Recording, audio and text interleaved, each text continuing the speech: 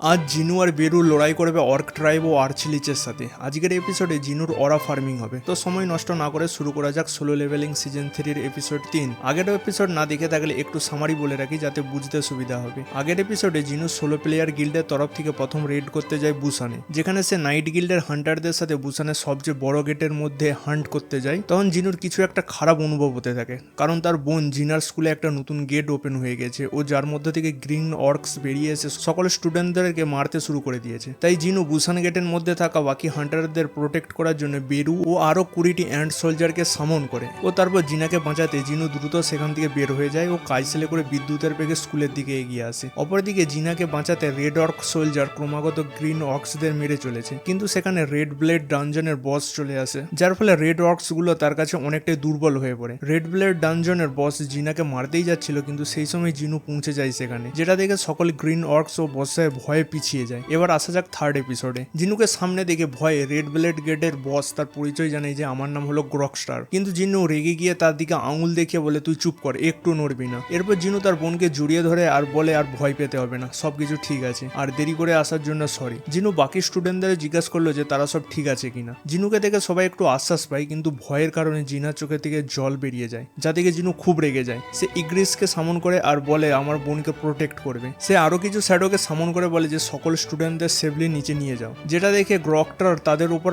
Attack করতে যায়, কিন্তু জিনু হাত দেখিয়ে বলে আমি নড়তে বারণ করেছি না। এটা শুনে গ্রকটারের ঘাম বেরিয়ে যায়, ও চুপ করে দাঁড়িয়ে পড়ে। তারপর শ্যাডো সোলজাররা বাকি স্টুডেন্টদেরকে কাইসেলে করে বিল্ডিং এর নিচে নামাতে থাকে। এটা দেখে গ্রকটার আন্দাজ করে যে ম্যাজিক স্পেলের মধ্যে থাকা রেড অর্কস গুলো আসলে এরই। গ্রকটার জিজ্ঞেস করে তুমি কে, ও কি করেই বা আমাদের ল্যাঙ্গুয়েজ বুঝতে বা বলতে পারছো, কিন্তু জিনু তার অরা ফার্মিং করে গ্রকটারকে আরো ভয় দেখিয়ে দেয়। সে বুঝতে পারে যে জিনু এখন তার প্রশ্নের উত্তর দিতে কোনোরূপ ইচ্ছা নেই। গ্রকটার তার অর্কসদের হামলা করতে অর্ডার দেয়, কিন্তু তাই কিছু অর্কস জিনুকে অ্যাটাক করে। একটা অর্কস জিনুর মাথায় অ্যাটাক করতে যাচ্ছিল, কিন্তু জিনু তার একটা হাত ধরে ফেলে ও তাকে উল্টিয়ে মেঝেতে ফেলে দেয় আর এক পায়ে করে তাকে থেঁতলিয়ে তার কাজ সমাপ্ত করে দেয়। সেই সময় আরো দুই অর্ক একসাথে অ্যাটাক করতে আসে, কিন্তু জিনু গ্র্যাভিটি অ্যাক্সিলারেশনের পাওয়ার ব্যবহার করে দূর থেকেই দুজনকে একসাথে চটকিয়ে দেয়। মশা মারার মতো একের পর এক অর্ককে মেরেই চলেছে জিনু, যেটা থেকে বাকি অর্কসরা খুবই ভয় পেয়ে যায়। তাই শেষ ট্রাই করার জন্য সব অর্কস একসাথে হামলা করে, কিন্তু সেই হামলায় অর্কসদের কারো হাত তো কারো মাথা কেটে টুকরো টুকরো হয়ে যায়। জিনুর রাগ তখন এত বেশি ছিল যে সে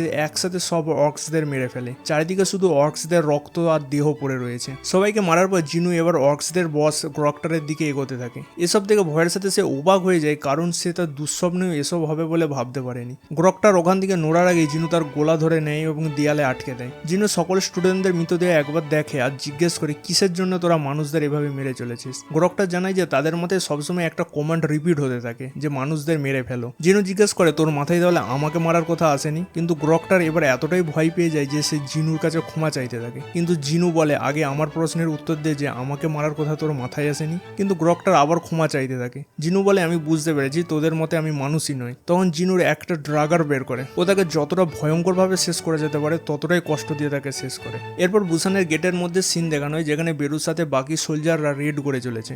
ডানজনের মধ্যে অ্যান্ড আর্মি সকল বিশদের শেষ করে তাদের বডিকে খেতে শুরু করে দিয়েছে। সেই সময় নাইট গিল্ডের এক হিলার শ্যাডো অ্যান্ড সোলজারের মুখ থেকে একটা বিষ্টের দেহ টেনে বার করার চেষ্টা করে, কারণ এই বিষ্টদের বডিগুলো হান্টারদের কাছে বেশ দামি। অ্যান্ড সোলজার তাকে একটা পাঞ্চ করে পুরো বডিটাকে গিলে ফেলে। অ্যান্ড সোলজার চিল্লিয়ে হিলারকে ভয় দেখাতে চেয়েছিল, কিন্তু বেরু সেখানে পৌঁছে তাদেরকে সামলায় ও হিলারের ক্ষতটাকে রিপেয়ার করে দেয়। হিলারটা বেরুকে থ্যাঙ্কস বলে, কিন্তু ততক্ষণে বেরু ও তার সোলজাররা বসের রুমের দিকে এগোতে লেগে গিয়েছে। হিলারটা এটা ভেবে অবাক যে কি করে একটা সামন করা সোলজার তার চেয়েও দ্রুত তাকে হিল করে দিল। এরপর বসের রুমের ভিতরে সিন দেখানো হয়, যেখানে এখন হান্টাররা পৌঁছে গিয়েছে। হান্টাররা এটা দেখে ভয় পেয়ে যায় যে ডানজনের বস হলো আর্চলিচ। এছাড়াও তার পাশে আরো 10টি কমান্ডার সোলজারও রয়েছে। আর্চলিচ হলো আনডেড মনস্টারের এমন একটা প্রজাতি যারা এস র্যাঙ্কের গেট বা টপ এ র্যাঙ্কের গেটেই পাওয়া যায় শুধু। এদের মধ্যে একজন কিছু বছর আগে চীনের গড ড্রাগন গিল্ডকে একাই শেষ করে দেয়, আর এরা এতটাই শক্তিশালী যে শুধুমাত্র এস র্যাঙ্কের হান্টাররাই তাদের সামনে দাঁড়াতে পারে। আর্চলিচের মধ্যে জিনুর মতো এক ক্ষমতা রয়েছে,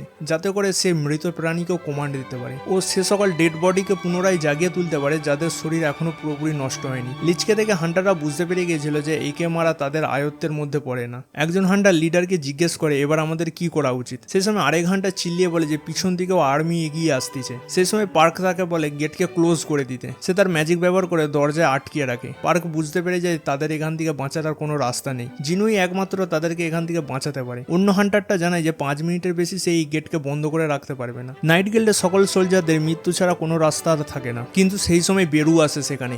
আর্চলিচ তাকে জিজ্ঞেস করে, বেরু তুমি তো শ্যাডো আর্মির একজন, তাহলে কিংসের পার্সোনাল আর্মি আমাদের উপর হামলা করেছে কেন? বেরু জানায় কিং আমাদেরকে আর্মিতে নিয়েছে কিন্তু তোমাদেরকে নয়। আর্চলিচ এটা দেখে একটু অবাক হয়ে যায় আর বলে আমি নিজে কিং এর সাথে কথা বলতে চাই, কিন্তু ততক্ষণে বেরু আর্চলিচের উপর হামলা করে দেয় আর বলে তুই মরে যা, তারপরে অনেক কথা বলবি কিং এর সাথে। এরপর বেরু তার সবুজ রঙের হৃদয়ের উপরে অ্যাটাক করে দেয় আর একটা এটাকে বেরু আর্চলিচের কাহিনী সমাপ্তি করে দেয়। সব হান্টাররা এটা দেখে অবাক হয়ে যায় এক ঘুষিতে বেরু লিচকে হারিয়ে দিয়েছে। আর্চলিচের মরে যাওয়ার পর তার পুরো আর্মিটাই অটোমেটিক ডিস্ট্রয় হয়ে যায়।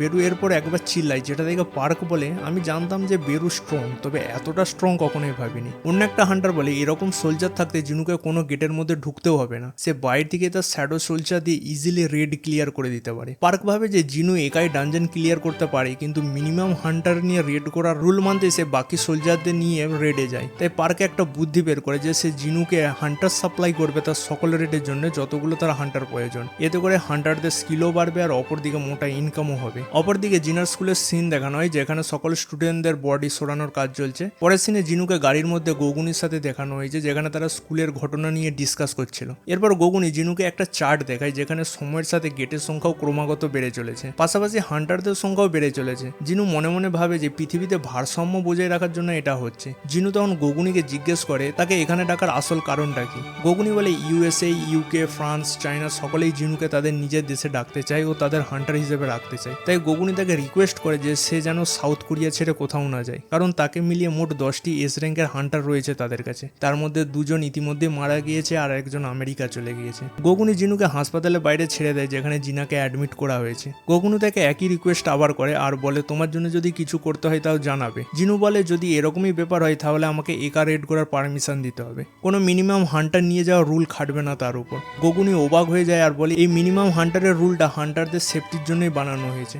গোগুনি বুঝতে পারে যে জিনু একাই রেড করতে চাইছে, জিনু যাতে সাউথ কোরিয়া না ছাড়ে, তাই গোগুনি তাকে আশ্বাস দেয় যে এই নিয়ম সে দ্রুত লাগু করবে। আজকের ভিডিও এখানে শেষ। এপিসোড 2 দেখে না থাকলে ডেসক্রিপশনে লিঙ্ক দেওয়া রয়েছে। আর ভিডিওটি ভালো লেগে থাকলে যা করার ইচ্ছা হয় তাই করবে, কারণ হাতও তোমার নেটও তোমার, কিন্তু শেয়ার করতে ভুলবে না। নেক্সট এপিসোডের আপডেট পেতে এখনই সাবস্ক্রাইব করে রাখো। দেখা হচ্ছে পরের ভিডিওতে এক ইন্টারেস্টিং টপিকের সাথে।